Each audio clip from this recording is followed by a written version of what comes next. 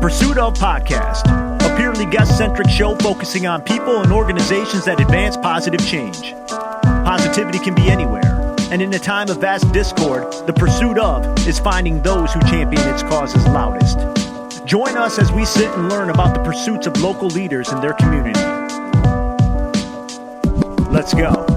Hello, good people, and welcome to the Pursuit of Podcast, where it's truly not us, it's you. I'm Ryan Buck, Artist Development, New Leonard Media. With me is the boss, Mark Wilson, President, New Leonard Media. How are you? Ryan, I'm doing fabulous. You know, today, you look good. Yeah, I got a good matching outfit on. That is way too much. I'm embarrassed for both of us. More importantly, today our guest is Kat Pay, CEO, Festival Foundation here in Traverse City. How are you? I'm good.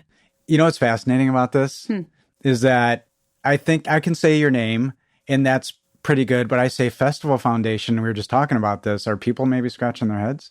Oh, probably. Probably? I think they're getting it slowly. We've just had our first couple Festival Foundation events, a gala and so on, last February. But up until now, I don't think people really know what the Festival Foundation does. Really? Okay, so I'm going to start with a question that I've started with recently that's kind of fun. And I think because it's you, I'm really excited about this particular question. I don't know why. So you'll put yourself into a headspace of post-COVID. We were just talking about lousy things that happened during COVID, but now we're out of that and we're seeing each other again. Here we are at a podcast together. So you're at an event, business or social, a party. We do that again, right? Yeah. So you're at a party and somebody comes up to you and says, hey, what do you do? What's the response? The party response, hey, what do you do? Yeah. Usually my answer is something more of I create generations of fun and memories for those around us and celebrate agriculture. And then they go, oh, okay. And I said, well, I'm the executive director of the National Cherry Festival, the Iceman Cometh, the Charity Ball Drop, the Leaping Leprechaun 5K. And they go, what? And I said, yep, all run by the Festival Foundation. And they go, I had no idea the National Cherry Festival did all those things. And I say, well, the National Cherry Festival doesn't, but the Festival Foundation does. I'm delighted right now. Because it's one of those things that it's such a question that we're used to, and the answer is fascinating. So you said the first thing you said, let's say you stop there. Yeah. And that's enough to get a semicircle of people around you. Mm-hmm. What kind of questions, aside from maybe the questions you just talked about, what kind of questions at this setting do you normally get? And are they usually good ones? The biggest question I get, is that a full-time job? That is the best question I always get. Like incredulously, like they pay you to do this, or? I think they're just confused that a festival is actually a full-time job year-round. And I said, oh yes, not only is it my full-time job, but we have 5 or 6 people in our office. It's their full-time job too. And they go, really? I think people believe that in the open space park, for example, at the National Cherry Festival, there's like a button in the ground we push and it all just erects out of the ground. Because people forget that we have to set up an entire city and everything has to be ordered. Whether it's a porta-john, an electrical cord, some electrical inspection, whether the fire department has to approve a street closure for a parade, the Festival of Races, we can't just run out on Peninsula Drive without approval of Peninsula Township, which means there's permitting applications, approvals. We need to cancel our pursuit of... the streaking? Yeah. You know. You might want a permit first. Yeah. Well, that was a wonderfully humble way of putting it and encapsulating all the things that you have to do and the team of people around you that have to do. But do you ever feel simultaneously like the most adored and reviled person in Traverse City? You know, it depends on the day. So yeah, sometimes. I didn't mean for that to be snarky in any way. We're talking about this, like, it's a question I personally wanted to ask. Yeah. Because you're a human.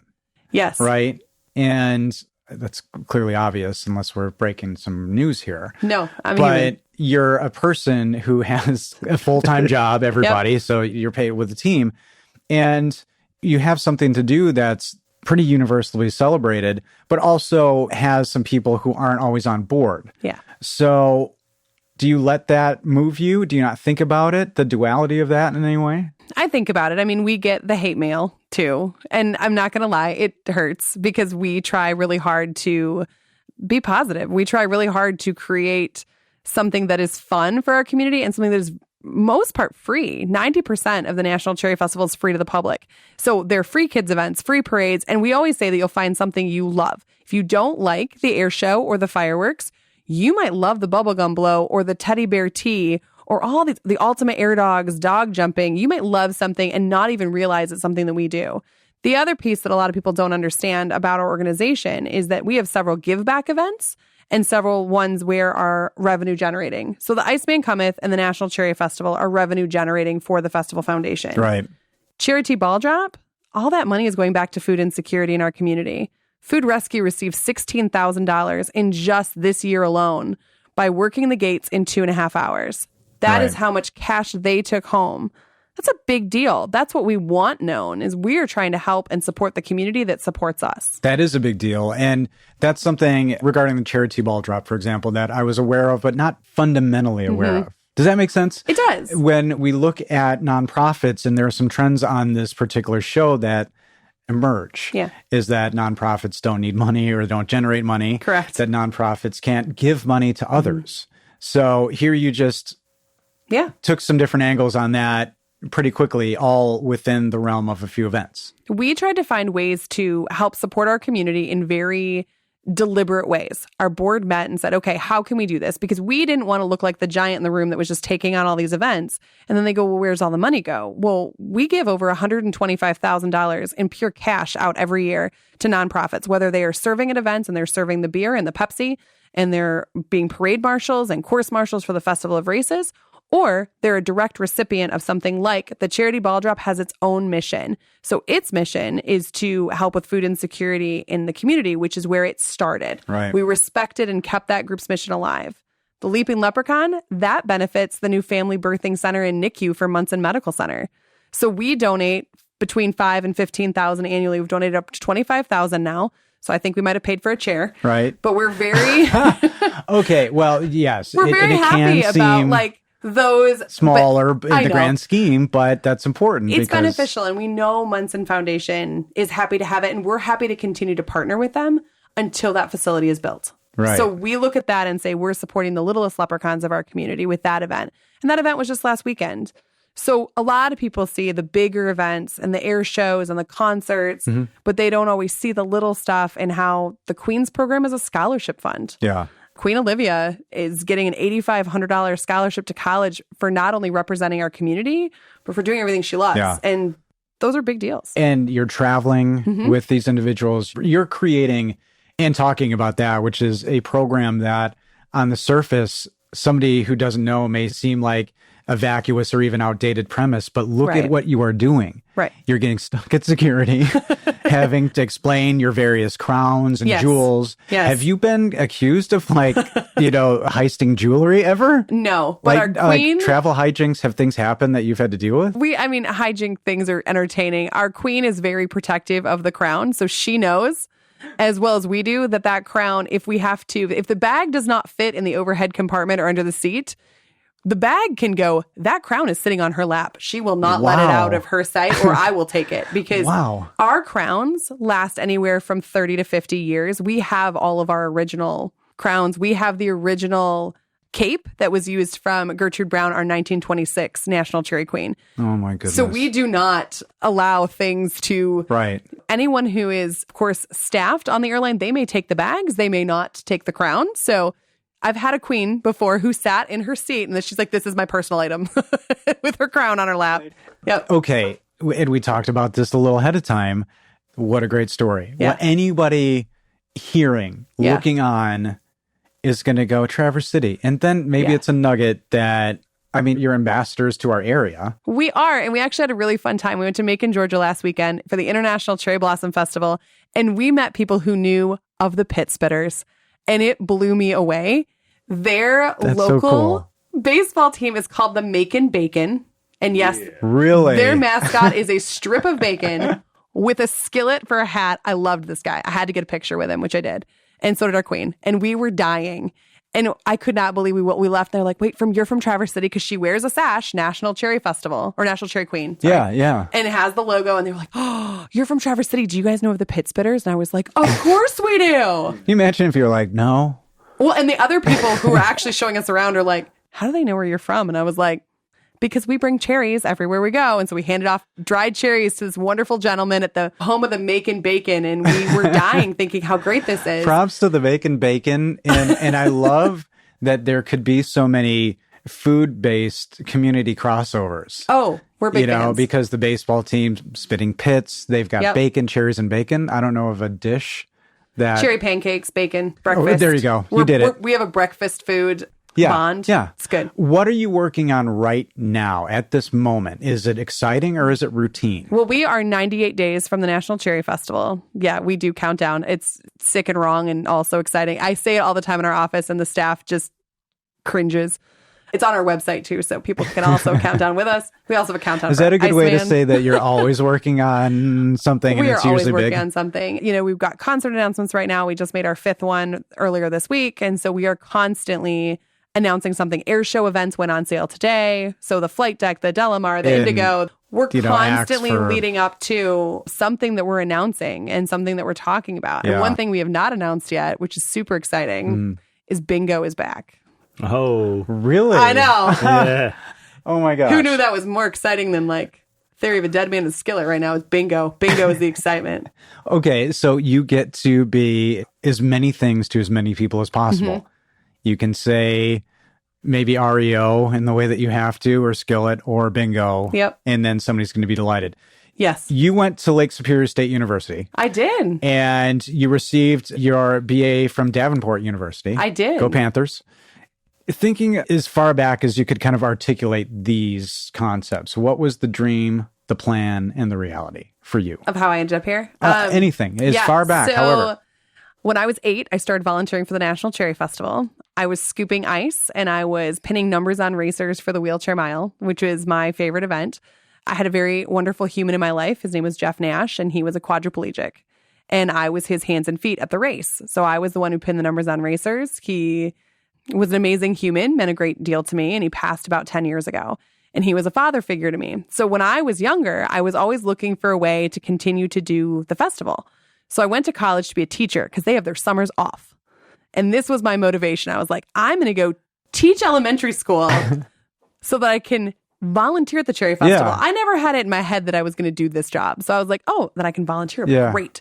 Do you have any teacher friends or? I do. That's great. They're all freaking out right now when you say that. Yeah, they are. Yeah. You did that on purpose? Yeah, they're all really hating me right now. You're wonderful. Thank you for being here. Yeah. They're cursing. I'm going to wait. And I'm going to hear about this later. Yeah. That was in my head when I was like, I was 18. That made the most sense. Yeah. Well, partway through college, I was like, I don't think I want to be a teacher. It couldn't have just been summers off. If I may casually dig a tad. I love children. I love being a part of a classroom. I actually do I periodically get the privilege to go to CMU and Ferris and Grand Valley and guest speak to tourism and recreation management classes. And I actually do really enjoy it. So I really did love that idea of teaching, and I love children. I'm a Sunday school teacher when I don't do this in my day job. So I actually do really love working with children. So that was kind of my motivation. Which is probably the one day you have off one time once. Hey, it's great. And you do that. I wouldn't trade it for the world. Oh my gosh. I have a classroom I believe you 1,000%. I have a classroom of 2 to 5 year olds. I have 18 of them on a Sunday morning, and I call it the goldfish ministry because we really just eat a lot of snacks, mostly goldfish and Cheerios. But I digress. Two of the best snacks. I know. Arguably. So when I was leaving Lake State, I did leave partway through my career up there, and I came home and I decided to go get my business degree from Davenport locally here at the University Center, and that made the most sense. And I was working for Hagerty Insurance, which I loved back in 2010, and I was still volunteering for the festival, and I moved my positions at Hagerty from auto and marine to claims because claims said, well, we'll give you the 2 weeks off to go volunteer at the festival because I was the operations director for festival. Right. So I really needed these 2 weeks off. And they said, well, if you come to our department, we'll agree to you can have because that was kind of blackout time at Hagerty. You didn't get 2 weeks off together easily, not in July. Mm-hmm. No. And so we negotiated, I got it. And I was like, okay, yeah, I'll come work for claims and I'll do that. And I did that for a couple years. And then I moved to Passageways Travel and I did incentive trips and things like that for their division. And I was on the board for the Cherry Festival. And I was there when they hired Trevor. What years were you at Passageways? 2011. Oh, okay. Okay. I think. Is that before the Opera House? Because you I was were there with the the whole Opera time. House a large part of the time. A trend is emerging. You don't like to sit still. I do not. I wonder, where other people in your life may get this. I don't know, but they're all the same. Just in case any of them are hearing or may hear. Yes, they are aware. I never once held less than like one job at a time. And this kind of energy and this kind of wonderful quality can be a good thing and lead to a fulfilling it does, yes. lifestyle. So I worked as a City Opera House manager for 10 years, and I did it like once a month or twice a month, and it was a lot of fun. I always call it my fun job. It was so much fun to get to come in there and all the events that would happen, and you were basically like a host as a house manager. You opened the doors, you had everyone come in. If they were renting it out for like, I don't know how many Swing Shift in the Stars I've seen over the years, but it was amazing because I was always their house manager, it always turned out. It's been a lot of fun. And I moved from that to, I was on the board with the festival, the National Cherry Festival. You were on the board at 20 years old. Something insane like that. Yeah, it sounds about right. So I'm not talking out of school, right? I think it was not quite 20, but it was in my later 20s. So you were in your 20s on the board of what we could arguably say is a world renowned and recognized festival. That would say yes. It is very much so. And when you look back, you were at a legacy company like Hagerty. Mm-hmm. Were you ever... You got a lot to offer. You bring so much to the table. Yeah. Were there any pulls to the corporate life, the 9 to 5, the money? No. The any of those things? Because no, it wasn't my passion. Yeah, forget it. I don't even need to finish that. It wasn't my passion. It wasn't what I loved. I mean, when I was at Hagerty, I worked for the Opera House. I later worked for Cherry Republic, and I did their catalog sales at Christmas. Again, I can't sit still, so I was the person that answered the phones and took orders over the phone. I love talking about cherries, and so that made a lot of sense. And Trevor was not the executive director yet. When I was on the board, Tim Hinckley was the executive director, and then Trevor came on, and I was on the board that helped hire Trevor. Yeah. And then a couple of years later... And this is Trevor Tkach. Yeah, Trevor Tkach. Yeah. And then later, Trevor had parted ways with our operations director, and it was about 3 months to festival. Yeah. And he called me, and he's like, so since you do it on a volunteer basis... the employee that did this is no longer now with us. And I said, well, that employee runs your meeting in 30 minutes. And he was like, what? And I said, the event director meeting is in 30 minutes that person runs. So what's your plan? And he was like, I'll meet you there in 10. And I was like, okay, great. I'm like, you now need to inform 150 event directors that the person that they all talk to about everything is now no longer the person they talk to. And a few weeks later, he called me and was like, what is it going to take to have you come work at the festival? All right. So I did both. I worked Passageways and the Cherry Festival for about 4 months. Did you think about it for a second? What were I'm just curious. It was really hard. I did not want to give my seat up on the board. I had a really hard time with this. There was a lot of thought process. There was a lot of talking to my family because I said, if the festival is going to pay me, which they technically have to for what they want me to do, right, I have to resign the board. And I'd only been on the board for like a year and a half or 2 years. And I didn't feel my time was done. But I also knew the organization needed me in this capacity because it was April and the festival's in July. And I was like, I'm the only one who knows enough that's going to be. And he's asked me, and I need to serve the organization in the way that I'm being asked. And so I cried. I cried for hours writing my resignation letter to the president. And I asked very nicely, I said, this was for a few months. Come July, I didn't know if this was going to continue or if I had just walked away from something. So they agreed to my letter, and it said once I'm no longer a contractor with the festival, then the board would openly discuss having me back if that didn't continue, because I was very nervous. And I made Trevor sign a letter saying that if my contractual agreement didn't pan out, I could still volunteer. Because the idea of giving up my whole dream and how long I had been a part of the festival family, I didn't want to give it up. Right. If something went south, I still have my letter from Trevor where I was like, I can still volunteer if this doesn't pan out right. Because I can't imagine doing anything else. So that please shows don't take a lot that of from heart me. in the process because, they're clearly making the right moves to accommodate somebody who, well, I'll ask you, why do you think they did what they did to put you into that position? Well, I think what Trevor deep down, did, if you want to comment. Trevor was very open about the fact he didn't want to break the festival kid. So there is a lot of times. The Festival Kid. The Festival Kid. I grew up in the festival. And that was your moniker? That is the way a lot of our volunteers will still look at me. I have volunteers that have been there 50, 60 years. They are all like my parents. In a Matthew Broderick sort of way that you look eternally young because you do, but or that no, they see it's that I'm still the 8. 8-year-old pinning the I'm still 8 riding on the back of Jeff's wheelchair. And they will all still tell me that. And I find it very endearing and loving. Is it ever a problem from a business perspective? It can be. It has been better over the years. It's been easier for me to get past that in a lot of ways. But I would say initially, especially when I became the executive director 6 years ago, right, challenging. There are challenges when I get called kiddo or sweetheart.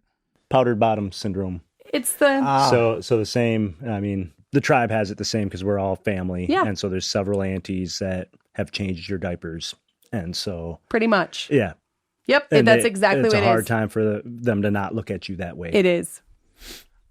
You seem to be taking it with some sort of endearment and not in a negative way. Yeah. Because this festival, this organization is in the fabric of your DNA. I can tell you feel very... That's a very good way to put it. Yeah, well, it's true. I mean, I could ask how many cherry tattoos you have or, like Bad Days or the Pits or whatever. Sure. But you clearly live and breathe what the mission is. And it's about giving back, and a big thing that you give back is support of agriculture. We do. And what maybe gets lost, and this is just coming from me, is that message sometimes can get lost in some of the hoopla. Do you find that that's a struggle for you? And how are you looking maybe to address it if it's something that challenges you a bit? We do. I mean, a lot of people say, oh, we grow grapes here too, or apples. And I'm like, yes, but we are 70% of the nation's tart cherries are grown right here. And they go, what? And I'm like, oh yeah, always.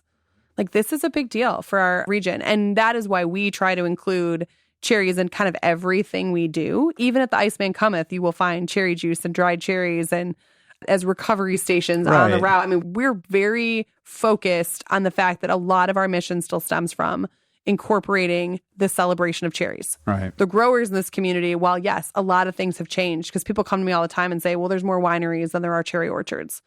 You're probably not wrong. With the intent of it should be Winery Fest? Yes. People maybe? just say, well, the official, because we always argue that we're the cherry capital of the world. And they say, well... What you postulate or you I'm like, listen, position. we still have an airport named after this. Cherry Capital Airport.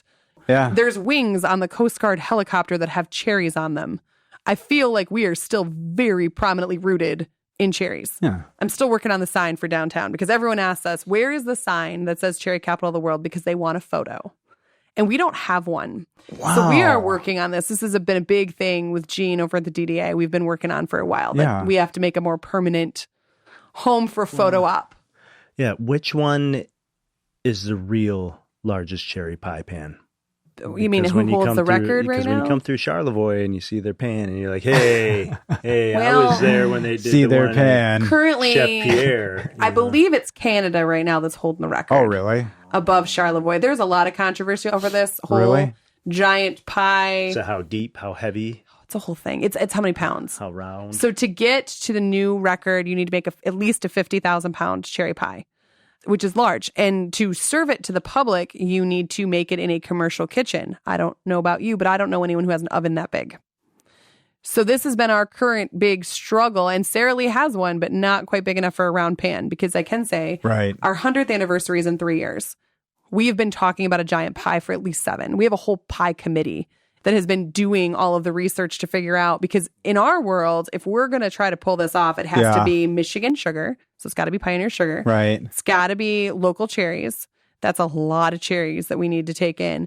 You have to have an NSF certified pan, which takes at least 6 months to certify and made out of steel. And then you have to build ovens. So when they did this in the 80s, they built ovens. I have no idea if the health department paid any attention to what happened here. Zero chance. No. Sucked the basically the pie out with vacuums and then put it in little 2-ounce portion cups and handed it to you. That's what they did? This is how, yes, because people ask us all the time. They say, we're going to do the giant pie and can you slice it? And I was like, do you know how big this is? I mean, it's I good would, for instead of everybody eating it, there should be a huge, there should be an MMA match or something.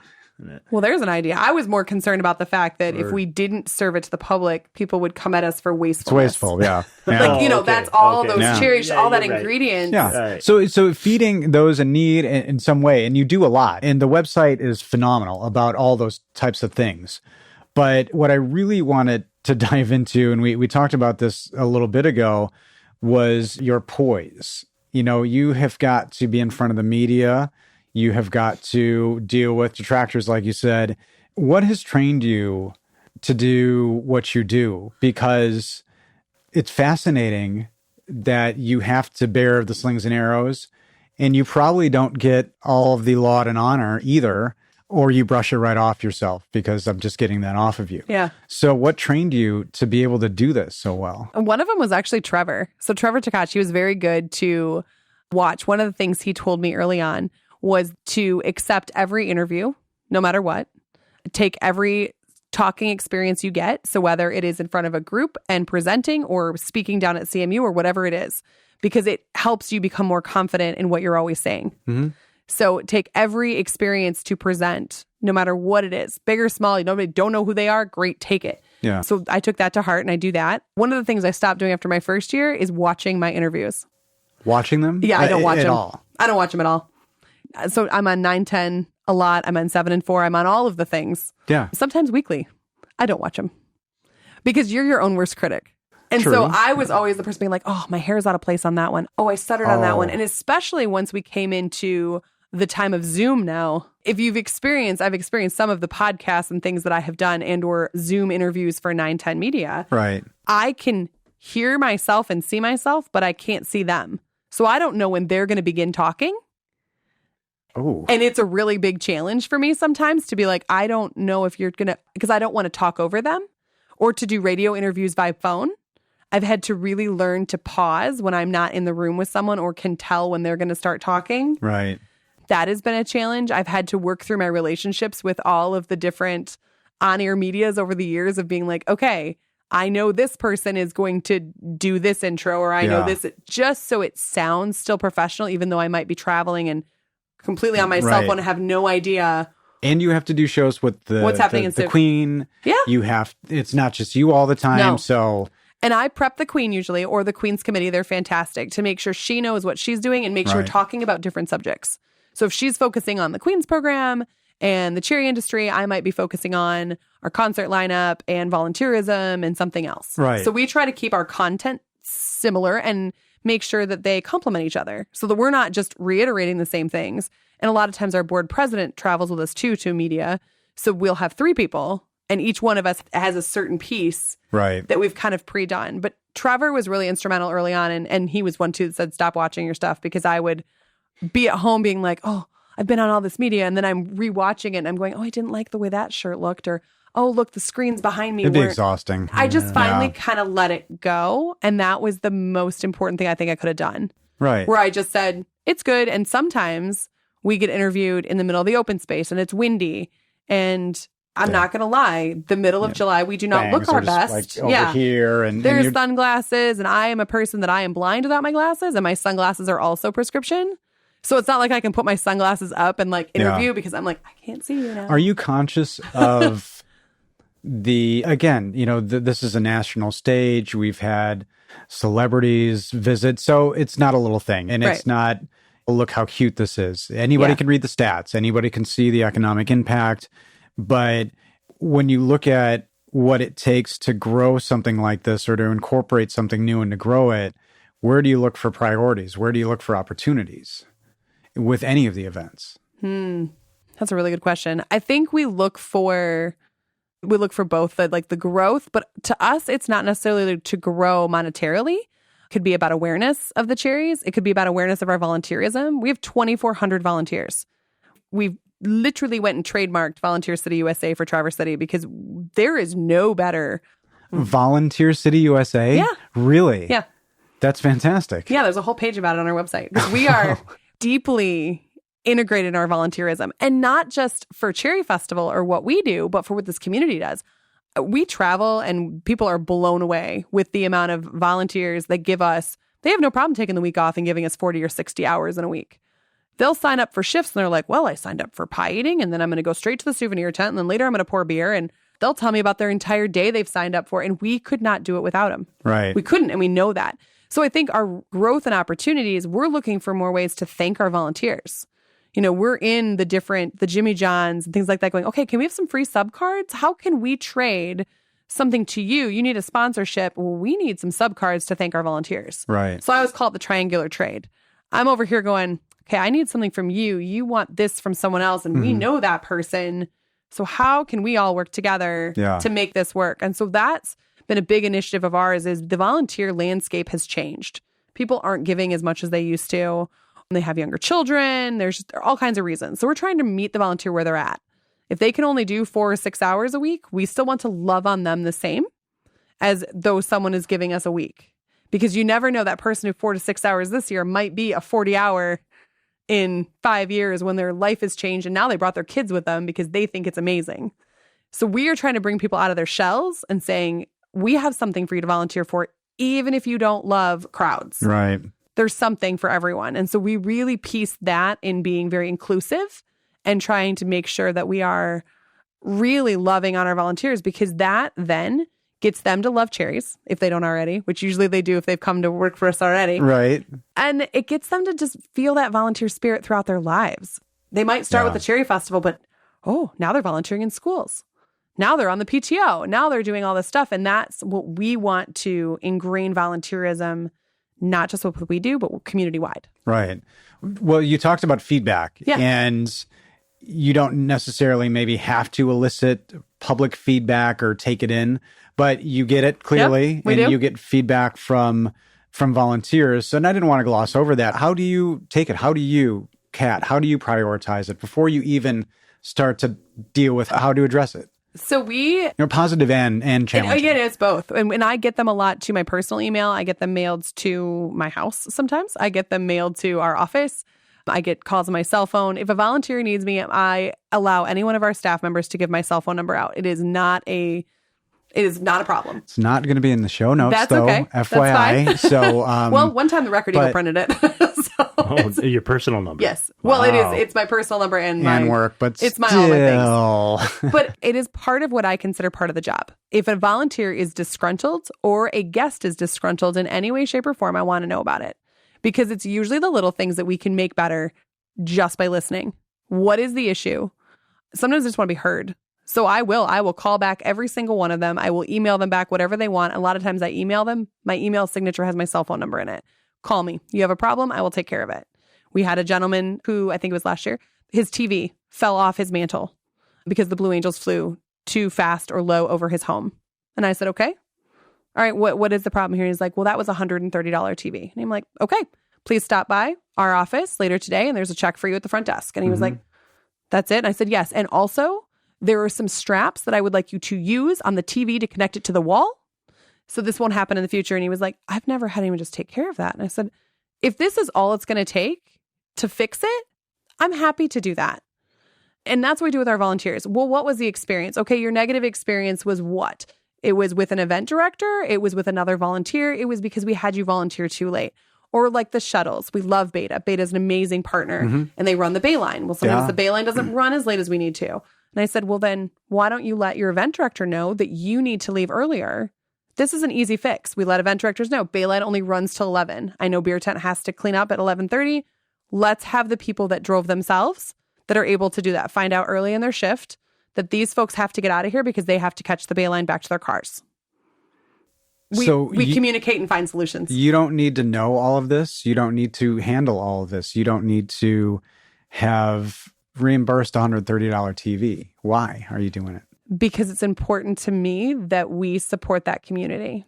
Because that one person who had his TV fall off his mantle, that's a negative experience. And he's going to go tell 30 or 40 more people about his negative experience versus his positive. Right. But he might tell his positive and say, well, yeah, it fell off the mantle, but the festival took care of it. Well, that's not the mentality of a world-recognized festival. Well, it's the mentality of a community-driven festival. Right. And that's what I'd say.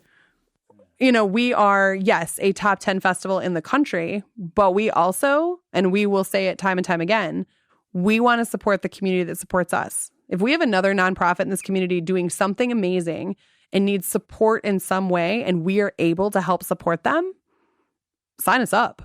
And Right. that is from loaning out fencing and equipment to other nonprofits. I don't think there's an event in this town that happens without some sort of something from our warehouse, because we just own a lot of things. It's a small community. And again, when you talk about the numbers that you draw and you look around, just personal interjection. I'm here from big cities, and when people talk about traffic here, I do snicker a little bit and I used to say we have one slight traffic jam a year. It's typically around 4th of July weekend, and we have a year to prepare for it. Yeah. And it's not that bad. So all that's relative. Right. You bring this in, and all these people have goodwill, and I'm exhausted talking to you because I see you reading that email about that $130 TV at probably 10:30 at night after you've put a young one to bed for the third time. Yeah. And are praying that he stays asleep this time. Yeah. And you mentioned Trevor. Is there anybody else in your life or in your business or professional world that was as dedicated? Because it's rare to talk to somebody like that. Was there something else that created a spark that make you that intense? There is. There's a lot of people that have been influential in my life and very strong supporters who are just incredible people. One was back in college. Mark Jastorf was my advisor in our student alumni involved for Lake State group, our sales group. And You were really involved in college. I mean, you did. I really was. You did a lot of things. Yeah. You can kind of tell that this not staying in place was starting. Yeah. I was a person that attended more meetings than I did classes. That was very much me, where I was like, oh, well, history can wait because we have an activities board event over here. I did the winter carnivals and I was on student activities board, and I just love events. I find that I will never miss a parade in any community I go to. I find that parades are rolling storybooks of community. Is that a thing? Do you seek out obscure parades across the country? Oh, And I is love there a parade. Parade trail a la like the Sideways Wine I don't Trail? think so, but now that's a good idea. There's your book. I know. I am going to Obscure parades. I love that. That you can visit in little towns because there's probably a food affiliated with it, Oh. a tradition, something cultural, giving back. I can sense a parade. I'm that person where we were at a... Is that Parade Dar? Yeah, we were in a, I don't remember where we were. It was Kansas City, I think, Kansas City. And someone said, oh my gosh, there's a parade. And I'm like, I felt it. And, Oh and my I ran God. outside and watching marching bands go down the road, and I was so excited. This is an enviable skill. And like a friend, I wish I had a friend who could do that. Like, It's amazing. there's a parade somewhere. It is amazing. I'm going to the Pegasus Parade, which is for the Kentucky Derby Festival at the end of the month, and I've never been. Really? Is it fancy? Big hats? That's what I've heard. I don't know. I haven't been. Well, I I'll have to have. follow up later on that with I you. mentioned that I have a bit of a visual thing, and it's just something for me to read. Oh, no. Okay. And it's a little bit of a memory lane maybe for you, but it's from the year of 2017, and it's a day in your life. Oh, good. Now, this is early. I know which one this is. Oh, you do? Okay, Yeah. this is early on. So just bear with me. Yeah. Because your typical day as executive director, you were maybe newish in the role. Mm-hmm. It's unpredictable. You juggle hundreds of phone calls, volunteers, and staff members. We just talked about this in the thousands. You've got potentially an angry band, a manager, a groupie. I don't know. Something's happening there with the music thing. So this is just a day in the life for you in 2017, starting at 7:20. Meet the DU review staff. Within minutes, receive a phone call about an issue at the volunteer tent. 7:30, stop at 9 and 10 News for an interview. 9:23, so long interview. 9:23, connect with volunteers. 9:31, receive a call from volunteer. Now, this is a chronicle of your day. Yeah, the Davenport Review staff was with me for the day. Yeah. Yeah. They love you. It's really fun. So you're receiving a call from volunteer regarding the pie eating contest. 9:48, drop by the NCF warehouse. Talk with volunteers about the Johnsonville Grill. Propane tank for the parades. Very important. Parades, you sense them. 9:58, arrive at Jimmy John's to pick up donated sandwiches for the golf outing. Who knew? Golf outing? 10:06, while driving, take a call from 9 and 10 News. They're requesting an on-site interview for Special Kids Day. 10:30, meet and greet sponsors of the golf outing. 11:10, jump in the official National Cherry Fest Toyota courtesy car. Drive to the Royal Pageant Fashion and Luncheon. You probably didn't eat at this luncheon? No. You don't have to comment. I guarantee you didn't. 11:30, I was in the change. fashion show. You were in it. Change into a pageant outfit and take the stage minutes later. That's at 11:30. Yeah. I haven't eaten lunch yet. No. Already been to like 7 lunch events. 12:30, pick up custom tablecloths for the next day. Princess Tea at Joanne Fabrics craft store. 1 o'clock, return to the office. Meet a FedEx driver delivering Cole Swindle merchandise. Concert. 1:39, pick up a colleague and fellow DU graduate. Change into a custom-made cherry skirt for next event. 2:27, arrive at the Horticultural Research Station for the Cherry Industry Program and Awards. 4:10, head downtown Traverse City to connect with staff and volunteers before the concert. 6 p.m., enjoy the REO Speedwagon concert backstage with sponsors and special guests. Yeah. That's the day in your life in 2017. That's pretty Cherry normal. Fest 2022. How does it compare? Oh, similar, except 2022, we had all of the special guests under the sun. So we had the governor, the lieutenant governor, the director of agriculture, you name it. And we had some VIP that had decided to come here, which was an amazing, amazing experience. But we didn't always know they were coming until the morning of or the day before. And so it was a constant trying to figure out what events I could go to and then where I needed to be to greet them. So it was sort of a little more up in the air. And then in 2021, we had President Biden who visited us. And so I was like, what is going on? Yeah, you had something to do with that. Yes. In an official and capacity. That same year was the ride, the magic carpet that decided to not stay where it was the supposed TikTok. to. Yeah. Oh, right, That right, went right, on right. We didn't TMZ. get it, So when yeah. TMZ calls you, you now have decided you've made it in life. That is one way of looking at that. The first, The president, the governor, the president, I agree. TMZ.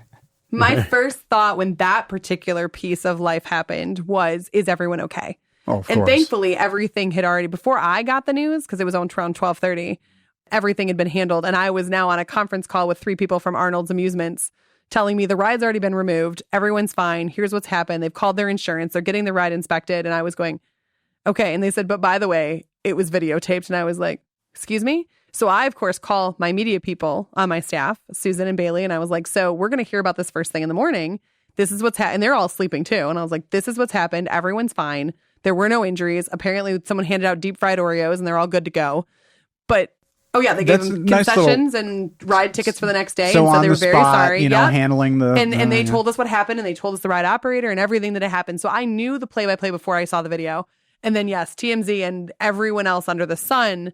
TikTok just shared so many It times. was- TikTok. TikTok. You know, it's It's part crazy. of life. It's bits. But you know what? I almost forgot it happened, to be Well, honest. Good. And so I just heard about it I did yesterday too, still. until you just brought it back up. Yeah, yesterday it it's came not up, like so. the hurricane that we got in 2000, whatever that time frame was.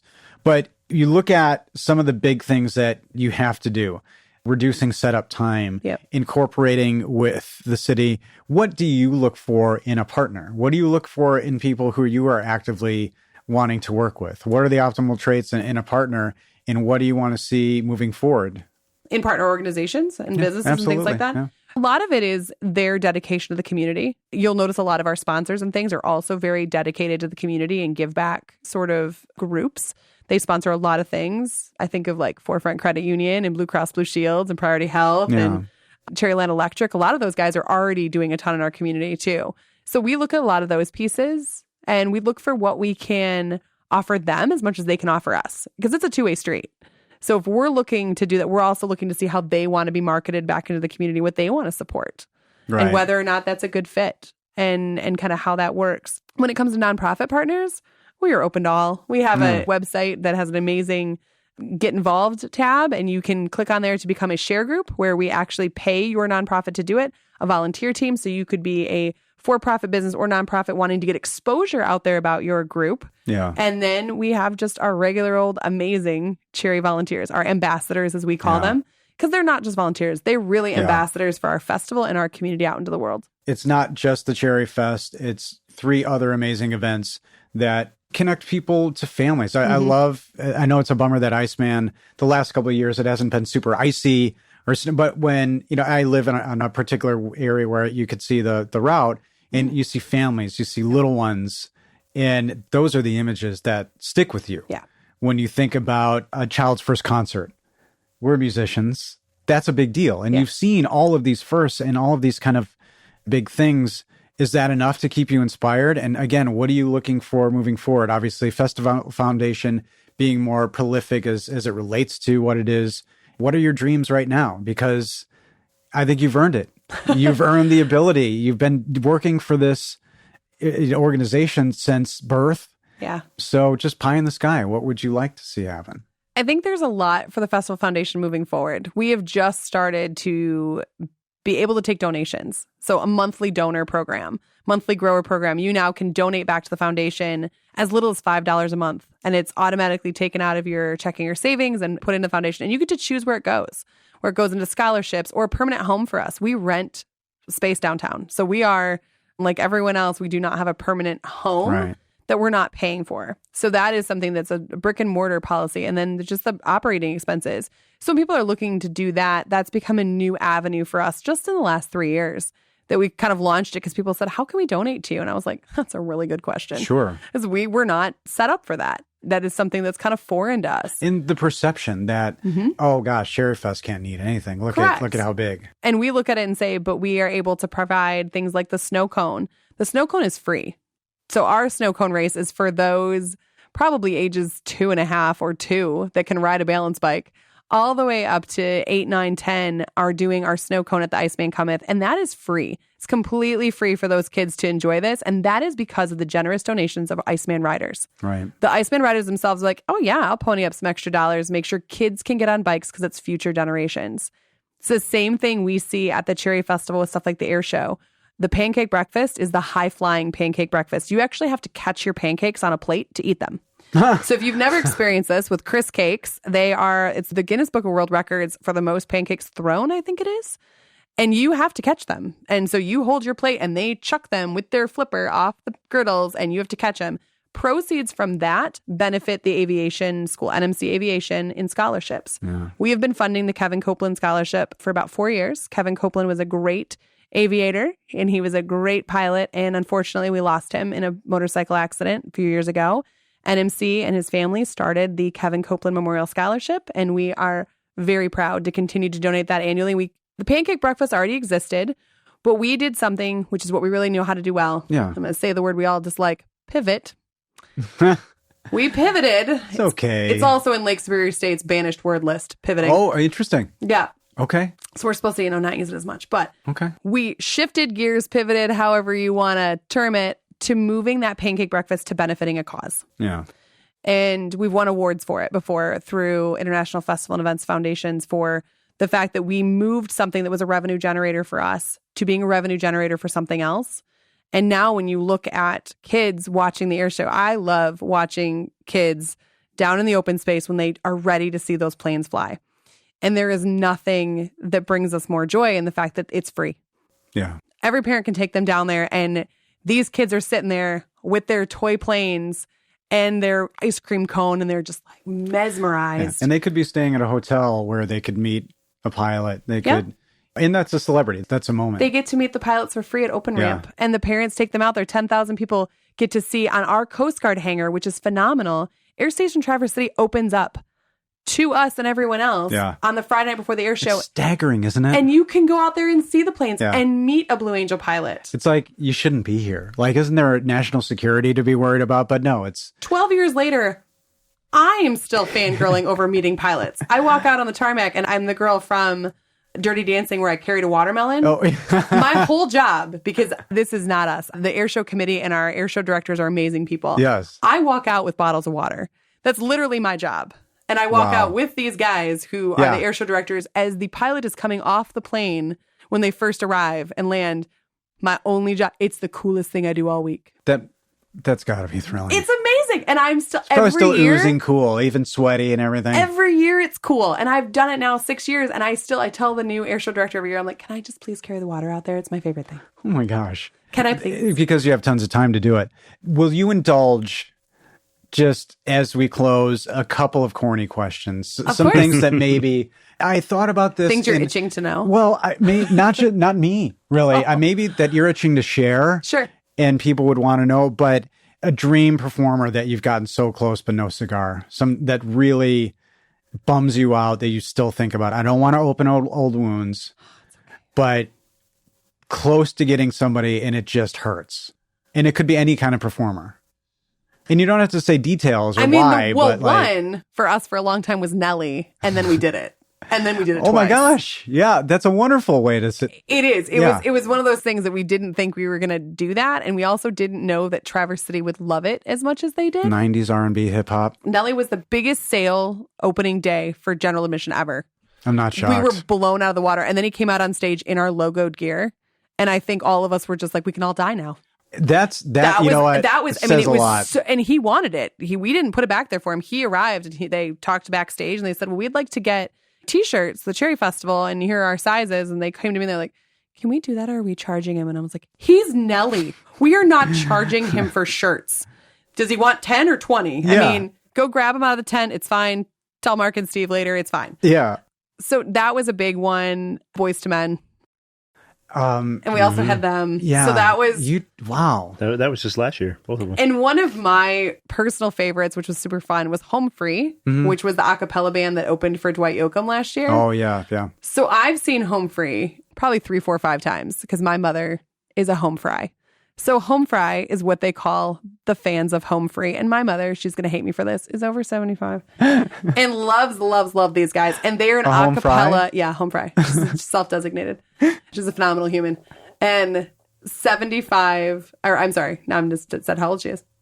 Great. This will be wonderful when she hears this later. She does listen and watch all of the things I'm on because she's that kind of Years mom. young. Yes, she's incredible. I know they love She's when you been say feeding our that. volunteers for 29 years. Oh my gosh. She Oh my is- gosh. Yeah, all day, every day. She's quite the person. Everyone calls her Mama Jan because she's like mom to everyone. The Home Free was a big one, and I had sent this to our production company because I don't actually choose the artists. So this is a Right. fascinating piece. Meridian Entertainment is our booking agent, and so I give them a budget, and they call me and go, so we can get this band for this amount. This works in the budget, right? Or this band or this band. Yeah. And sometimes our office geeks out, like Nelly. Sure. Yeah. The other day, we were talking about Ludacris. And I was like, I know. You know, Okay. I still have them as my voicemail. my new Offline, I could producer, tell you Mark. why I'm about to have a heart attack That's right now. okay. And just the idea of it. You don't want to say on. I have a fierce belief in the Fast and Furious films are the greatest movies of our generation, of any Okay. generation. And I love him as a So musician. we want to pick them up in a Fiero. So there was a whole, so this is what happens in our office. Some sort of discussion in happens. spacesuits. And all of a sudden we're all like, oh my gosh, are we getting Ludacris? Yeah. And then, and it spirals out Of from there. course. And then it doesn't happen. And everyone goes, Yeah. But you're having fun. we love it. If we didn't love it, we wouldn't do it. And there are some days that we'll announce a show and we go, who is that? Because our Yeah, whole sure. office is 40 and younger. And so there are days when we all have to go, Right. we're Googling. And every once in a while, you get somebody who's about to be somebody or something, right? Yes, we've done that Yeah. several. We had Kane Brown before There you he go. was as big as he is now. And Can I ask you, Justin Moore and several. you don't have to incriminate anybody. Yeah. What's the most ridiculous hookup request a friend or family has ever had the audacity to? I mean, have you been shocked by somebody who's like, can you get me a hookup? And what's the most common one you get asked? A lot of them is marriage proposals. What? A lot of people ask if they can propose to someone on the Bayside Music Stage. Not what I was thinking. I That thought is- you were going to go with parking or That something is easy. a big one. Oh, people have been very angry if we've canceled the fireworks due to weather and they've planned it for their wedding. Because people plan their weddings around this stuff. And if we had a weather issue and we can't make the fireworks go, I've gotten some real angry people. Or my other one is, can you please cancel the Blue Angels because we scheduled our wedding at 2:00 at St. Francis Church. And I can was like, you? Right. that's in the Can middle you of the air please show. cancel? Yeah. Wow. They didn't ask you to maybe shift the schedule. Just go ahead and Yeah. cancel that out Can for we me. not have the Blue Angels fly Yeah. at 3:00? And I was like, no. And they've applied every year at 3:00. So That's not how that those are not works. necessarily people I know, but those are definitely people who Have call you our had office. anybody in your But- life where but you're like, that's- why? Who? You know what I mean? If Like, we have someone in my life, That- and honestly in any staff life, that really wants something, depending on what it is, usually it is a very humble ask. And we Right. do try to make things happen for those. Yeah. who know. like, hey, is there a chance that I can get on stage and propose? Is not. I mean, that's kind of ballsy. Yeah. And, Right. and I don't fault them for that. But like, change this. Yeah. Like, how many people come to that? What's the number that come down to the Bay for that? Change. How Yeah. privileged are you that you think you can make that phone call? it's passion. And I would just go ahead and incorporate it Dude, with, people put too much into that wedding day sometimes. There, I said it. I mean, I applaud the thought process to call us and say, can you move the Blue Angels? And I was like, no. Well, No, I'm sorry. Well, I guess if they're not really, like you said, the thought process, like, oh, it's just that simple. Like, yeah, we can stall them 15 minutes. Well, while and your that was ceremony kind of goes my down. thought process. I said, well, I mean, my bigger thought was you're Like- going to have everyone leave that church at 3:30, 4 o'clock from gridlock downtown to where is your Oh, reception? you talked about logistics. You talked Well, that's about my smarts. brain. And so I was Yeah, like, yeah. is it really wise that you are getting married at this church at this day? And by the way, why didn't the church tell you? I mean, that was part of my Yeah. brain. Is like, no one in the process has said, They were so excited that they found a place they could book. Well, there was a place open in the You don't have summertime to up say, here. but I can say it potentially for you. You could also say, are you sure you should be going forward with what you're doing? and that's what I did. Because I almost said that about well, the I did with the fireworks. Like, logistics, dude, yeah. if there's no fireworks, it ruined your wedding. Yeah. Like, you understand the marriage is the rest of your life. Right. Like the fireworks? Yeah. that's true. And we did tell them because I was like, well, not only are you worried about the planes flying over the church when your actual ceremony is happening, but I am concerned for your hundreds of guests that you are expecting to get to a reception hall on time, which is outside of town. Yeah. And as soon as this air show ends at 4, you're going to have bedlam throughout town for at least an hour and a half. Well, you're the That's a good expert. question, Ryan. You're I a wouldn't have wedding. thought to You're an ask event that. planner. Yeah. So. Lastly, and maybe it's a little sappy, but have you, in the time that you've been doing what you're doing, spotted the next cherry kid? Have you seen a little 8-year-old Oh, wow. in the time that you've been working? And are you looking for one? And is that something that, have you spotted anybody who has that? And have you said that may be me? I think I have a few dozen of them. Wow. We have so many festival kids who've grown up through it. Their parents have been ambassadors or event directors or however it has unfolded, that they have now gone on to college and now they're applying for jobs or internships and they're going into event management or recreation management. And we're the ones writing, recommendation letters for them. And even our intern program now, we have a bunch of interns in our office from CMU and more coming in May that we bring in to learn the trade. They're blown away. Our interns don't fetch coffee and make copies. They plan events. Right. They are in every meeting we are. They're dealing with budgets. They're ordering things online. They're looking for the junior royalty polos and trying to order crowns for kids and are having the same moment everyone else is. There's no job too little, no job too big. It's all the same in our office because the Yeah. job still has to get done and we have to create the memory because that's what we do. Yeah. That's what we look at. Going down a parade route, going everywhere, we see all these kids and those cherry kids are no different. And mine is no different. My son's 4 and he walks around the open space like he owns the place, which is terrible because You're going to put him to work. oh my gosh. Well, and he's starting. He's I starting. bet he is. He knows better now. We're working on that. But everyone knows him and everyone refers to him as Mini Boss because he's Oh my gosh. Yeah. So that is his little nickname. And he'll tell people in his little red polo that he'll be, I'm a cherry kid. And he has his all access pass on and on the back has a phone number of every single staff member. So if anyone finds him, Yeah. call a number, he shouldn't be alone. No. But he walks around like he owns the place and he is a volunteer like the rest of them. He's helping my mom fill the potato chips and, move the You're young, chairs. vibrant, awesome mom All the kids. who may it's what we be want of to an do. age or not. It's fun to see the junior ambassadors do it. It is fun to see those people now that were me 30 years ago. It's fun to see the 10 and 11 and 12-year-olds getting into it. And we're teaching things that I don't think people realize. We're teaching them how to run cash registers. We're teaching them how to run square machines in our Pepsi tent and how to manage product and how to pay attention to, okay, this trough of water is low. We're going to need to add cases. They're learning how to do some heavy labor. Hauling bags of ice is no joke. No. Those are 20 pounds each. I mean, they're hustling to get those done. We're teaching them those life skills. And a lot of people don't realize that until they get down there. Those kids, I've got some 12 and 15-year-olds who can run a concession stand and can make change the old school way when our power goes down. And I am deeply impressed every time There you go. they can count it down and know how to do We it. may survive the apocalypse yet. I mean, those were things We that get. there are some yes. days I worry. And then I see some of our kids who have grown up in it. They're trustworthy. They get it. They're committed. And they have 40 and 50 people rooting for them. You also have those families who are entrusting all of us with their kids. So Yeah. I may have mom and dad working at one end of the open space, but they trust that these other adults at the other end running the Pepsi tent are going to make sure their kids are Right. fine, and we all look out for them. I know every one of them. And I could honestly say I probably know most of our 2,000 volunteers by face. I'd be like, you're a volunteer, you're a volunteer. Over 30 years, I know most of them and I can pick them out, and they all know me by name, and sadly I don't. But I do know them by face, and I'll be like, you're a volunteer, you're a volunteer. And I can tell who they are. So if they walk up to me in public, a lot of times they always say hi to me, and I always say hi too. I don't always know the name, Right. but I could tell you where they work, in which area, because they all are repeats. Yeah. They have their event, they have their little home, and I'll be like, you work in our souvenir tent. And they're like, how did you know? I'm like, I see you there every day. I do know them, And it's probably just as important to them as they are to you. Yeah. Oh, yeah. That's part of their family. The threat, you are giving them stories to tell. Yeah. Like every year, this person would volunteer Cherry Fest, and if they didn't, they were real grumpy. And Christmas sucked that year for us. If grandma didn't get to do what she did, or if mom or dad or anybody didn't get to do what they did.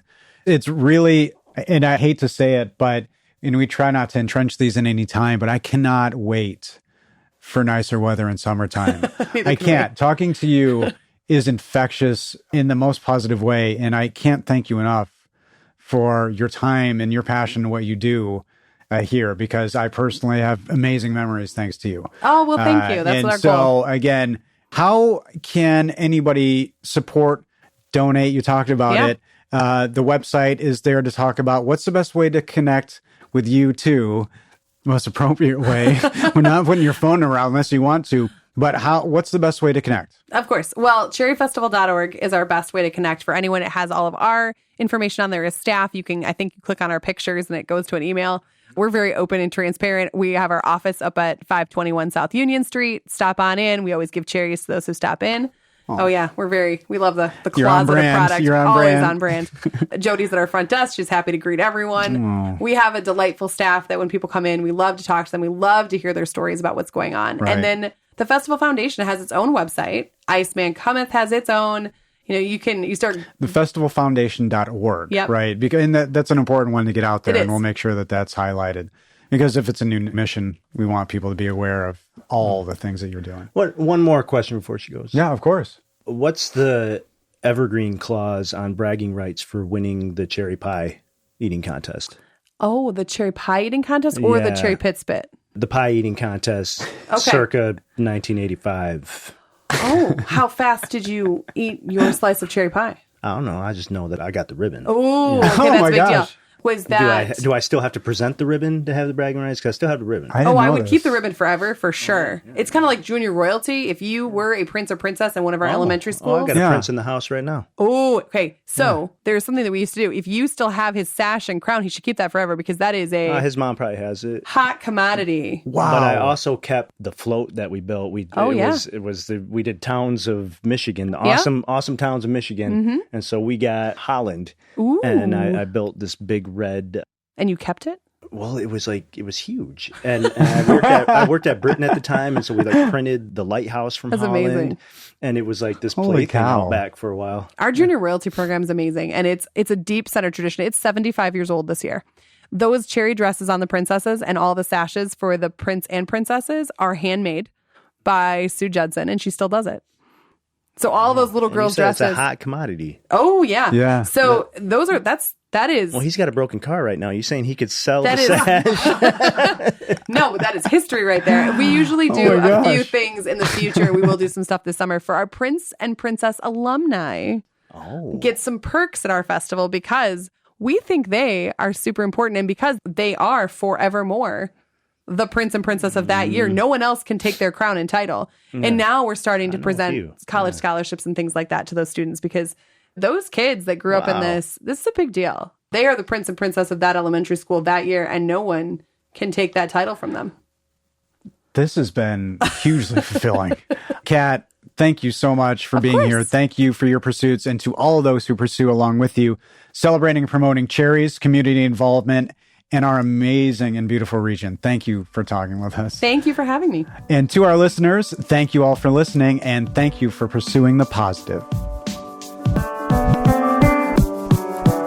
Hey, ladies and gentlemen, thank you for joining us again on the Pursuit of podcast, the pursuit of the National Cherry Festival. I want to thank Kat Pay for coming in and sharing her lifelong history with the festival and her work with the Festival Foundation. Check out the National Cherry Festival at cherryfestival.org and come participate. And also look for concerts and other events put on by the Cherry Festival Foundation at the Turtle Creek Stadium in Traverse City. I'm always accepting any challenger for the cherry pie eating contest, but more importantly, also accepting anybody that cares to come work with New Leonard Media on all things audio, video, podcast related. Check us out, newleonard.com.